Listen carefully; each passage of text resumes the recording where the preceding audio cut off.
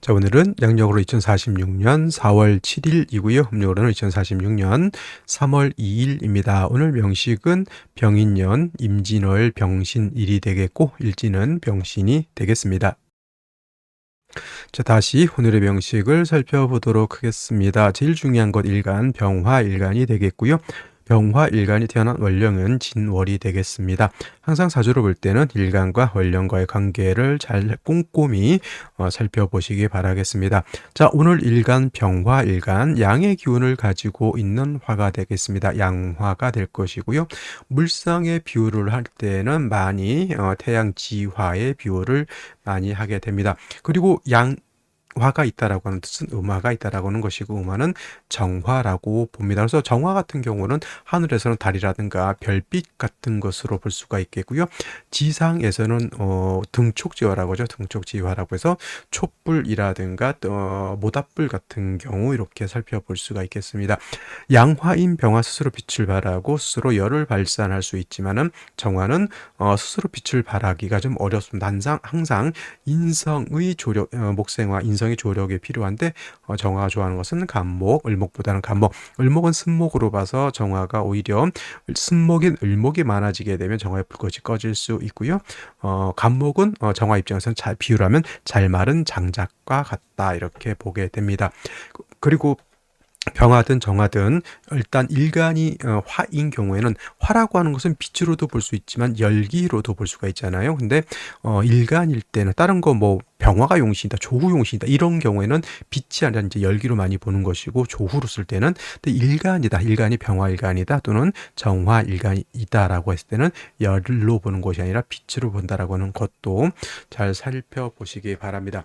양간인 병화, 태양지화인 병화는 신왕한 경우에는 임수로서 보강해 주는 것을 좋아한다. 그리고 반대로 병화일간이 싫어하는 것은 식상인 토가 많아져서 회기, 무광, 병화의 빛을 가리는 것을 굉장히 싫어한다. 그래서 토가 많게 되면 반드시 뿌리 있는 간목이 있어서 토를 제거시켜 주는 것이 필요하다. 그리고 일간 병화도 아무리 지가 태양지화라 하더라도 지가 약할 수 있죠. 신약할 수 있다. 신약한데 신약하면 임수를 쓰면 큰일 납니다. 이때는 간목 인성으로서 목생화 해줘서 병화가 약하지 않게 해준 다음에 임수로서 보강한다. 쉽게 말하면 운동을, 애가 튼튼하니까, 튼튼할 때는 운동을 하잖아요. 근데 애가 지금 아픈데 운동을 시키면 돼요, 안 돼요? 안 되죠. 아픈 애는 일단 약을 먹여서 다시 튼튼하게 해준 연후에 그때 다시 운동을 시킨다. 간목은 약이 되는 것이고, 임수는 자기가 하고 싶은 뭐 운동 이렇게 비유할 수도 있겠죠. 그래서 병화라고 하는 것은 이렇게 사주를 배합하는 것이 좋은데, 원령이 어떻냐에 따라서 배합하는 방식이 좀 달라질 수 있겠죠. 자, 병화가 태어난 원령 진월이 되겠습니다. 자, 진월이라고 하는 계절, 격국을 먼저 살펴볼 필요가 있겠죠. 격국은 양화가 양토를 받기 때문에 식신격이 되는 것이다. 물론 진월은 오양이 진기한 시절이기 때문에 내적으로 병화 자체가 약하진 않지만은 진술충미월은 진월도 그렇고 축월도 그렇고 수월도 그렇고 미월도 그렇고, 이거 진술충미월 4개월이라고 하는데 이 4개월 진술충미월은 토가 왕한 계절입니다. 월령 자체가 토가 왕하기 때문에 자칫 다시 토가 많아지게 되면 병화가 제일 싫어하는 거 뭐라고 그랬습니까? 회기무광이라고 말씀을 드렸죠.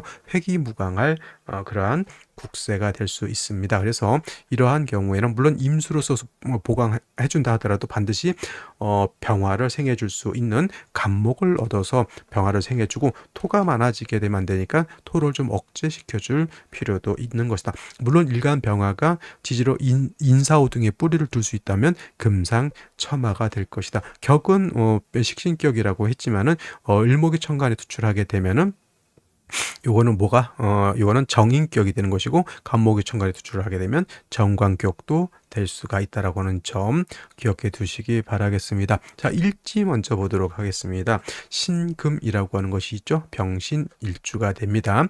자, 토는 나의 기운을 뺏어가는 것이고, 신금 또한 재성은 내가 열심히 놀면 뭐합니까? 재성은 내가 노는 거잖아요. 예, 비유를 하자면 역시나 신금도 나의 기운을 뺏어가는 것이다. 아무리 병화가 임수를 좋아한다 하더라도 이러한 상태에서 임수 투출하게 되면은 이거는 그야말로 칠살이 돼서 임수가 병화를 극해하게 된다. 그러면 반드시 일간의 뿌리를 얻는 것이 중요하겠죠. 너무도 다행인 것은 연재에서 인목을 얻었습니다. 병화가 인의 뿌리를 이렇게 뒀기 때문에 그래도 미약하지만 힘은 이 기세, 신진의 뿌리든 임수의 기세에 비하면 인목의 생조를 받는 병화가 좀 더 약할 수밖에 없다라고 하는 점. 그래도 또 연간에 이렇게 병화가 또 있어, 비견이 병화가 있어 나를 도와주는데, 요건 이제 어떤 분들이 자꾸 병화, 병병, 병명병준이라고 하죠. 병화, 두 개 이렇게 있으면 좋지 않다. 하늘의 태양은 하나인 것이 맞다. 이런 말도 안 되는 소리를 하는 분들이 있는데, 역시나 말이 안 됩니다.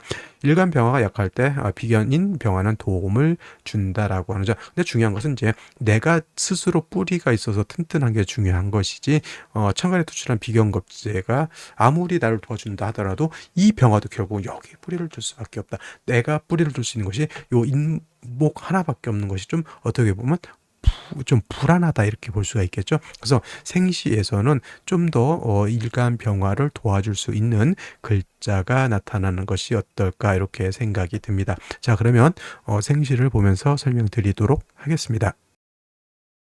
자, 생시를 살펴보도록 하겠습니다. 자, 임수 진월생 식신격이 될 것이고요. 일지에서 신금을 보고 임수가 진도 신금의 뿌리를 둬서 임수가 투출되어 있으니 칠살이 굉장히 왕합니다. 이렇게만 봤을 때는 오히려 살중신경 또는 제살 태왕한 그런 국세가 되는데, 다행스럽게 인목을 얻어서 병화가 인의 뿌리를 두고 비견인 병화가 투출돼서 나를 돕고 있다.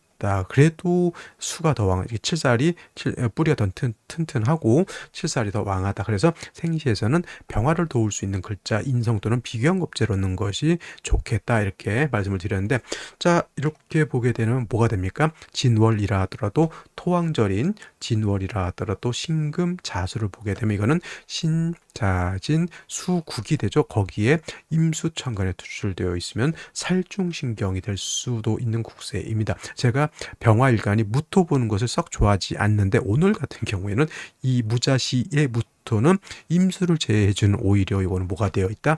약신이 되어 있다. 이 병화가, 무토가 양신이니까 사주가 좋으냐? 저 추천은 드릴 수 없지만은, 그래도 이런 경우에는 무토와 임수를 제하는 것이 오히려 좋을 수도 있겠구나라는 그런 어떤 좀 학습용 정도의 그런 것이고, 태기를 할 때 이렇게 태기라면 제가 봤을 때는 좋게 보지는 않겠죠.